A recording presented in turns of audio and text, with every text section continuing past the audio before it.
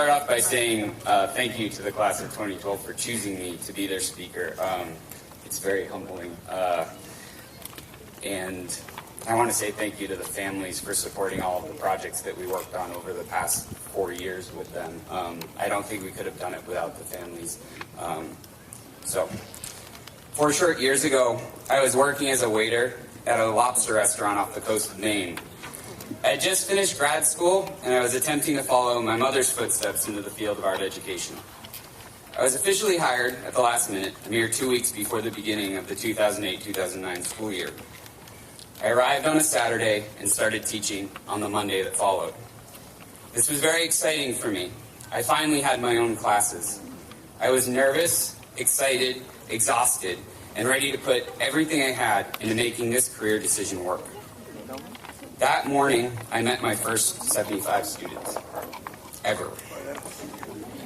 Some of them are not here today, but a great majority of you are.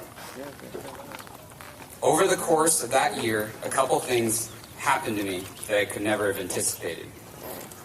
First, I fell in love with Mexican food. I don't know how I ever lived my life without fish tacos. 2, I didn't just teach the students, I found a family.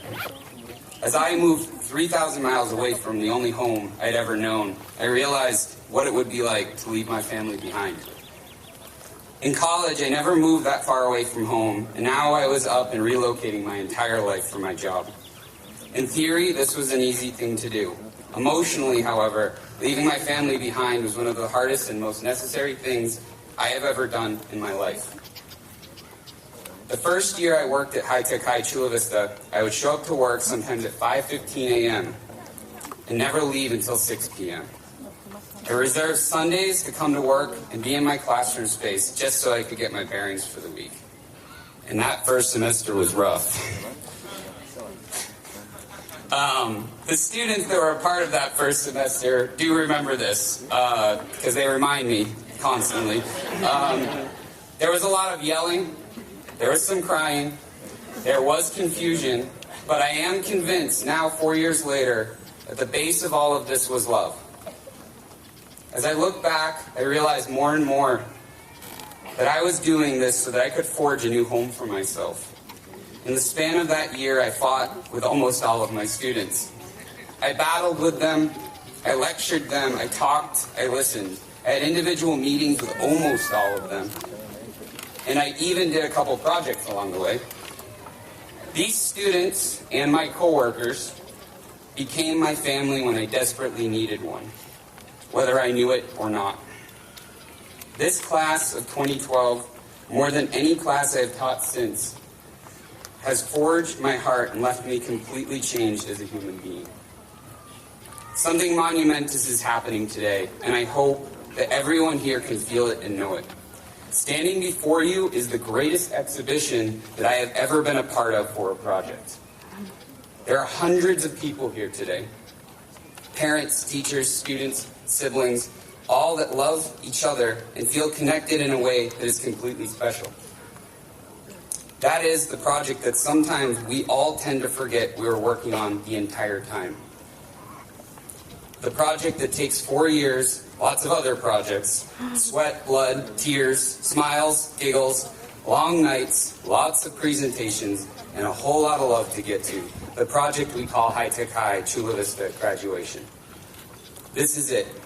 This is the culmination of that project. Take a minute to feel it. Look at each other and take a mental snapshot. This is what we all have been working on, and it is time to bask in the glow of its success. When this exhibition/ceremony ends, this project ends. Don't be sad at this ending, because I know we have prepared every one of these students, as per the requirements of the project, to leave today to start a new project. The biggest project of all, the one that's called the rest of your life. As I stand here today, I realize that this is the last lecture that I will ever give this class. I realized this a couple weeks ago, and I started thinking of the most important piece of advice I could give. And it came from my favorite movie, Hook, and it was the first rule of Granny Wendy's house. No growing up. Stop this very instant. You see, somewhere along the way, in the path towards becoming an adult, we forget to be kids. Do not forget. Remember to twirl and smile and dance. Remember to play make-believe games and hate eating vegetables. Remember to be children, especially when there's other children around. Remember to do random things and every day ask a question out loud that makes absolutely no sense. You will feel a tremendous pressure in the next several years to become an adult. You will become a person who balances budgets, does dishes, changes tires, tries to get to work on time, and someone who worries about the future. These things are all very important, but they tend to fail at outlining some of the best parts of our existence. Some of you have already grown up, so maybe this is more of a reminder to let go. The importance of remaining a child while being an adult is something I cannot stress enough. The power of being able to play with your life as you would when you would play in a sandbox when you were a child will give you a tremendous amount of power in this world. I know because it's how I got hired to work here. The last thing I have to say before I go is that I deeply care and love you all. You are my family. I am going to miss this class more than you could ever know. Even the ones I don't get to talk to all of the time. My life will never be the same after today, but I'm totally ready to start the next project, and I hope that you are too. Thank you.